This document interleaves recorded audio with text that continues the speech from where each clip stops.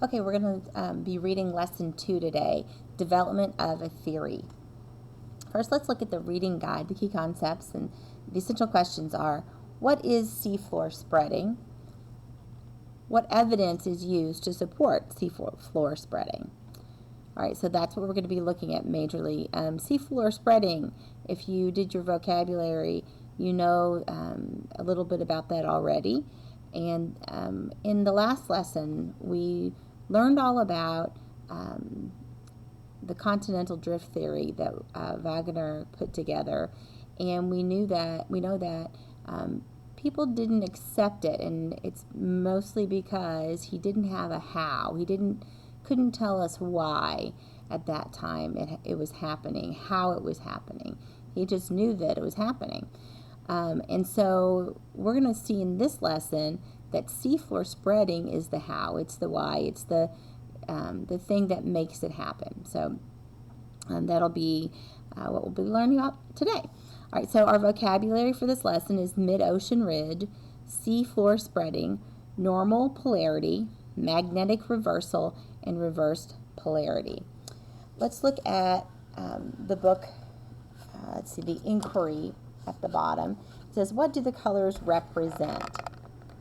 The colors in this satellite image show topography, and we know the word topography to mean the distance above and below sea level of an area. Like a map, a topographical map shows you the distance above and below sea level, the elevation above and below sea level. And so it shows you how elevation changes over the grid, over the map. And so you can see that the elevation in these parts is much lower. And then it also kind of looks what it is say. Says the warm colors, red, pink, and yellow, represent landforms above sea level. So you can see landforms here above the sea level. And then the greens and blues indicate changes in topography below sea level. Deep in the Atlantic Ocean, there is a mountain ridge shown here as a linear feature in green. Is there a connection between this landform and the continental drift hypothesis? So you can kind of see this along down through here. I don't know, on the camera you might not be able to see it. You might see it better in your book. But there's a green mountain ridge. I mean, it appears green. It's not really green, but okay. All right. We are skipping the launch lab, but let's go on to page 315 in mapping the ocean floor. So during the late 1940s, after World War II, scientists began exploring the seafloor in greater detail. They were able to determine the depth of the ocean using a device called an echo sounder, as shown in Figure 5. Now let's look down at Figure 5, an echo sounder.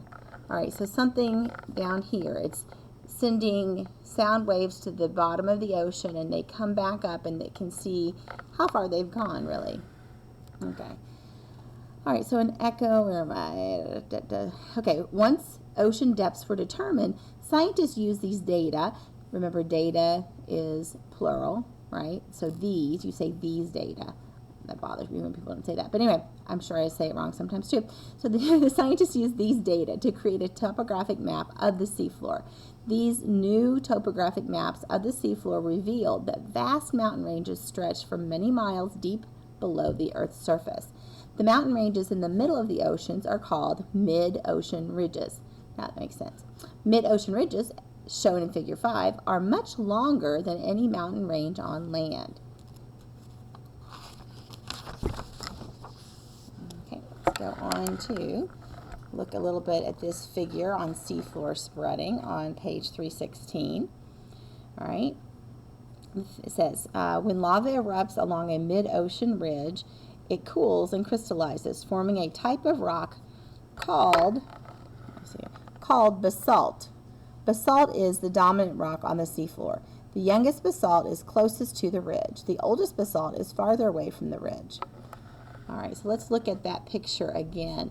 So, of course, as the lava comes out of the mid-ocean ridge, it turns into basalt, and we remember that basalt is what type of rock?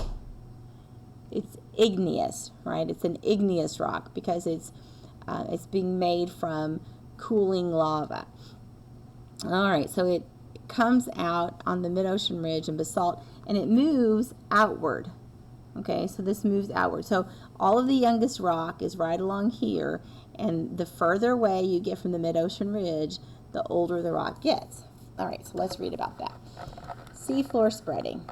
By the 1960s, scientists discovered a new process that helped explain continental drift. This process, shown in Figure 6, is called seafloor spreading. Seafloor spreading is the process by which new oceanic crust forms along a mid-ocean ridge and older oceanic crust moves away from the ridge. When the seafloor spreads, the mantle below melts and forms magma. Because magma is less dense than solid mantle material, it rises through the cracks in the crust along the mid-ocean ridge. When magma erupts on Earth's surface, it is called lava. As this lava cools and crystallizes on the seafloor, it forms a type of rock called basalt. Because the lava erupts into water, it cools rapidly and forms rounded structures called pillow lavas. Notice the shape of the pillow lava shown in Figure 6. Picture that. All right, so there's the pillow lava up here. As the seafloor continues to spread, the older oceanic crust moves away from the mid-ocean ridge. The closer the crust is to a mid-ocean ridge, the younger the oceanic crust is. Scientists argued that if the seafloor spreads, the continents must also be moving. A mechanism to explain continental drift was finally discovered long after Wegener proposed his hypothesis. So key concept check is, what is seafloor spreading?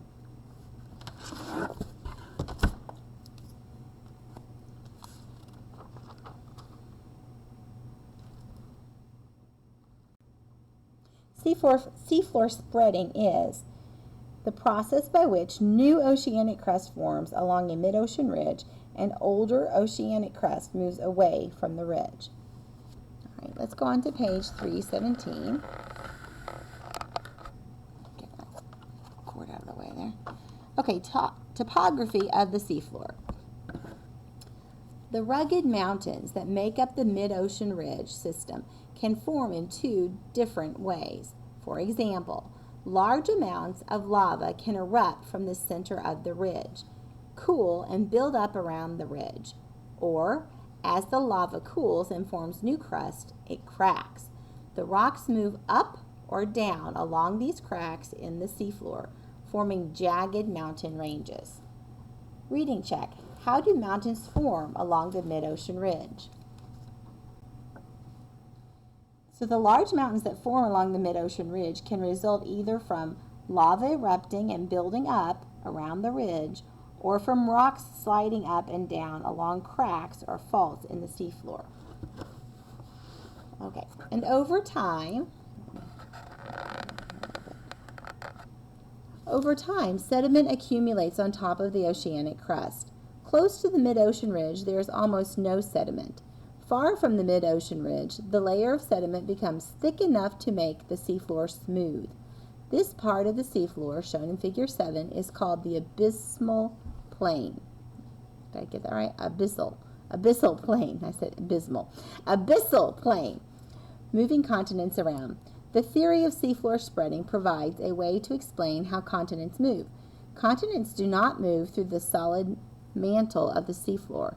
Instead, continents move as the seafloor spreads along a mid-ocean ridge.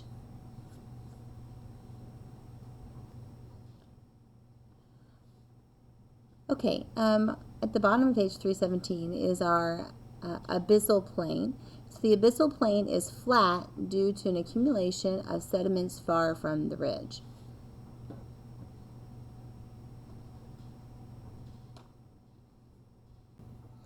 Okay, on page 318, development of a theory. The first evidence used to support seafloor spreading was discovered in rocks on the seafloor. Scientists studied the magnetic signature of minerals in these rocks. To understand this, you need to understand the direction and orientation of Earth's magnetic field and how rocks record magnetic information. Now, we've talked about magnetic field before, and we talked about how the magnetic North Pole is actually moving.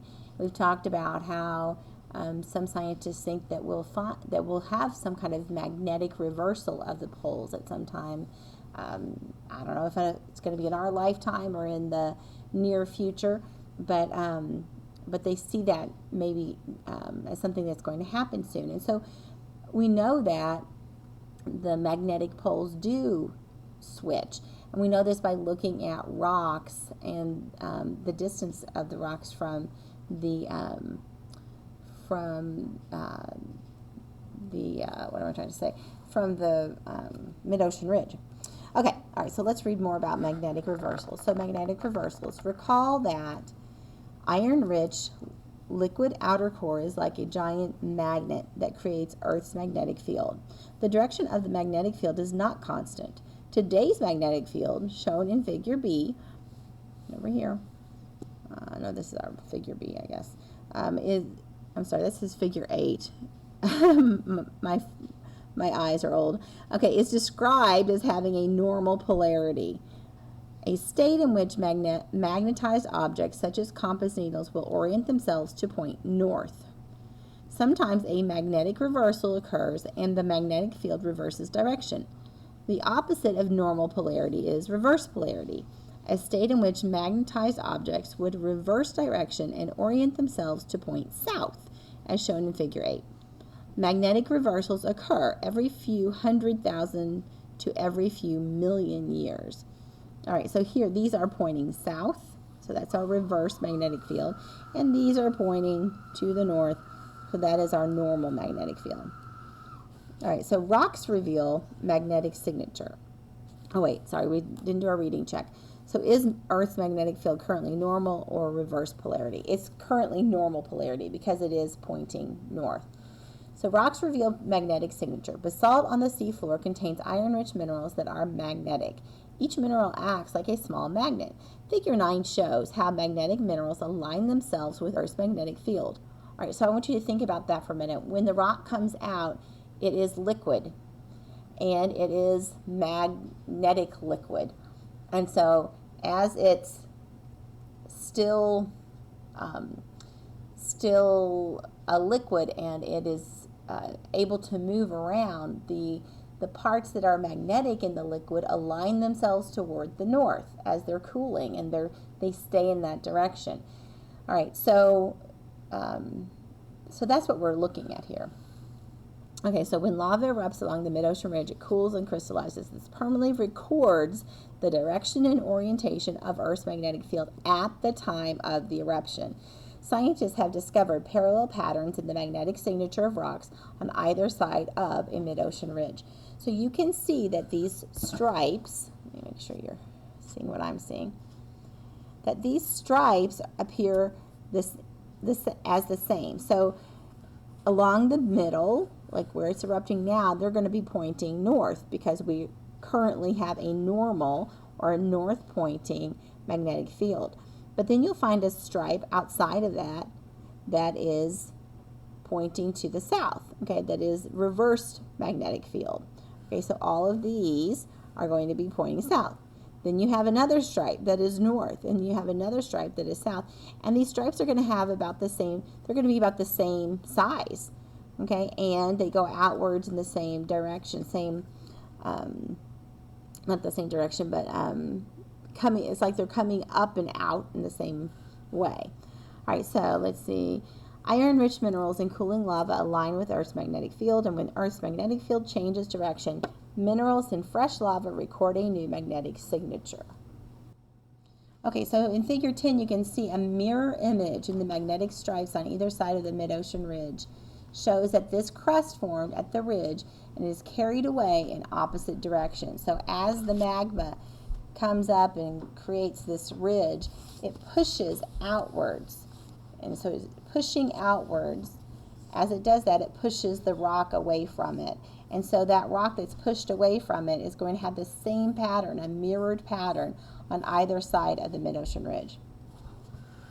All right, evidence to support the theory. How did scientists prove the theory of seafloor spreading? Scientists studied magnetic minerals in rocks from the seafloor. They used a magnetometer to measure and record the magnetic signature of these rocks. These measurements revealed a surprising pattern. Scientists have discovered parallel magnetic stripes on either side of the mid-ocean ridge. Each pair of stripes has a similar composition, age, and magnetic character. Each magnetic stripe in Figure 10 represents crust that formed and magnetized at a mid-ocean ridge during a period of either normal or reverse polarity. The pairs of magnetic stripes confirm that the ocean crust formed at mid-ocean ridges is carried away from the center of the ridges in opposite directions. Reading check. How do magnetic minerals help support the theory of seafloor spreading? Magnetic minerals record the polarity of Earth's magnetic field at the time of cooling and crystallization. All right. Other measurements made on the seafloor confirm seafloor spreading. By drilling a hole into the seafloor and measuring the temperature beneath the surface, scientists can measure the amount of thermal energy leaving Earth. The measurements show that more thermal energy leaves Earth near mid-ocean ridges than is released from beneath the abyssal plains. Additionally, sediment collected from the seafloor can be dated. Results show that the sediment closest to the mid-ocean ridge is younger than the sediment farther away from the ridge. All right, so they can age the sediment. They can find the age of the sediment because sediment is composed of carbon-based life forms. So you've got things that, remember we talked about using carbon to date things. So the sediment is actually composed of things that are dying and falling to the bottom of the ocean. And so that's why they can do that. All right, so let's see. The sediment closest to the ridge is younger than the sediment farther away from the ridge. Sediment ages as it is carried away. Sediment thickness also increases with distance away from the mid-ocean ridge. Okay, number 1. Explain how rocks on the seafloor record magnetic reversals over time. So iron-rich minerals in lava cool, crystallize, and record Earth's magnetic polarity. Number 2. Diagram the process of seafloor spreading. Okay, a simple diagram like this showing the magma coming up in the mid-ocean ridge and pushing the oceanic crust away into the continental crust would be a simple diagram to show the process of seafloor spreading. Number 3, use the term seafloor spreading to explain how a mid-ocean ridge forms. So during a process called seafloor spreading, the oceanic crust separates and spreads apart along a mid-ocean ridge. Number 4, oceanic crust forms at mid-ocean ridges, everywhere on the seafloor, on the abyssal plains, or by magnetic reversals. The answer is, of course, A, at mid-ocean ridges. Number 5, explain why magnetic stripes on the seafloor are parallel to the mid-ocean ridge. Well, the new rock is formed when lava erupts along the length of the ridge, and so when the seafloor spreads, this rock separates, and it moves in opposite directions, forming lines that are parallel to the ridge. Number 6, describe how scientists can measure the depth of the seafloor. We saw that in the picture. We saw that scientists measure the depth of the seafloor using echo sounding devices. Because sound waves travel at constant speed in water, scientists can measure sound wave travel time and calculate the depth of the seafloor. Number 7, determine. Refer to the image above. Where is the youngest crust and where is the oldest crust? The youngest oceanic crust is located closest to the mid-ocean ridge. The oldest oceanic crust is located farthest away from the mid-ocean ridge. Number 8, describe how seafloor spreading helps to explain the continental drift hypothesis. Oceanic crust moves away from a mid-ocean ridge during seafloor spreading, and the moving crust carries along the overlying continents. Number 9, sequence information. Copy and fill in the graphic organizer below to explain the steps in the formation of a mid-ocean ridge. The seafloor spreads would be the first thing. The mantle melts and forms magma that rises through the cracks in the crust.